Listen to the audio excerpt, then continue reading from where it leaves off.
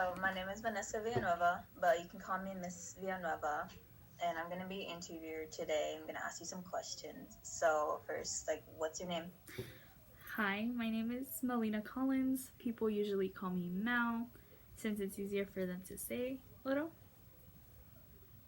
All right. Okay, Melina. So, your first question is, how did you hear about us? I heard about you from a friend who works here at your hospital and suggested that I should apply.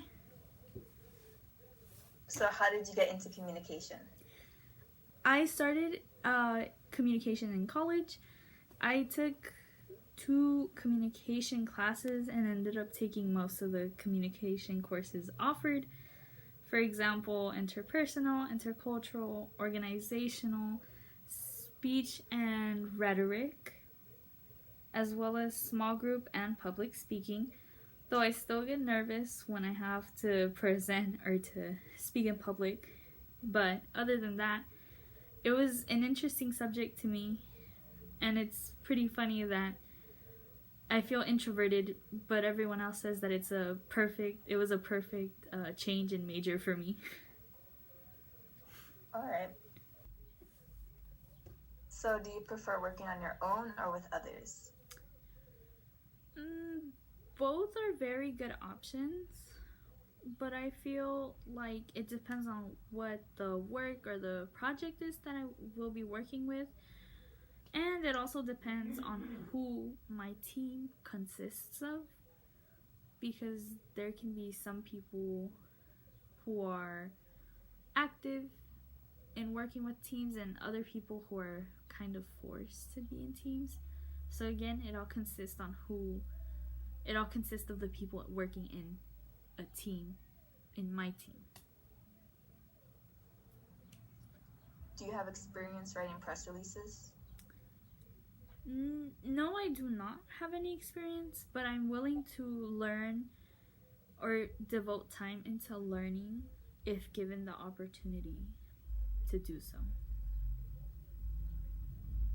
Why are you interested in health communications specifically? I'm interested in health communications because growing up, my mother was a nurse, a CNA, or nurse assistant, if you want to go into the technicalities. And it created a deep appreciation for the medical field for me. And with the experience that I have gathered or have had in the past as a student volunteer at Kern Medical, or a different hospital, and working as an in-home care worker, I realized that language barriers as well as empathy was lacking when the medical provider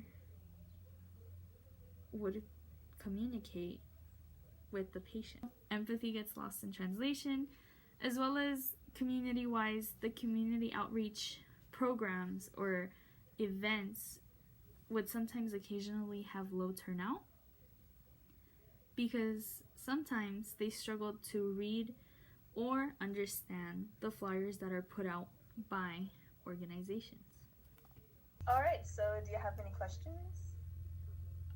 I do have 2 questions, and the first one is, can I know what happened to the previous employee that had this position?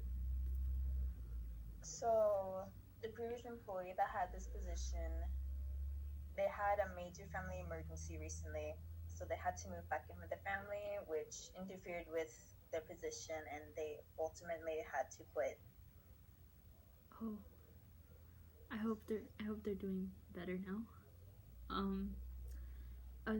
My second question is, what opportunities are there for training and progression in your company, in your organization? Yeah. So in our organization, we have frequent workshops that you can sign up and do, as well as we have coaching and mentoring that you can also do. Okay. Well, Thank you. Those are all my questions. Thank you for answering them. All right, so that concludes the end of this interview. It was very nice meeting you, Melina. So you should get an email or a call from us later this week in a few days on whether you got this position or not. Okay. Have a good day. Okay. Thank you. Have a good day as well.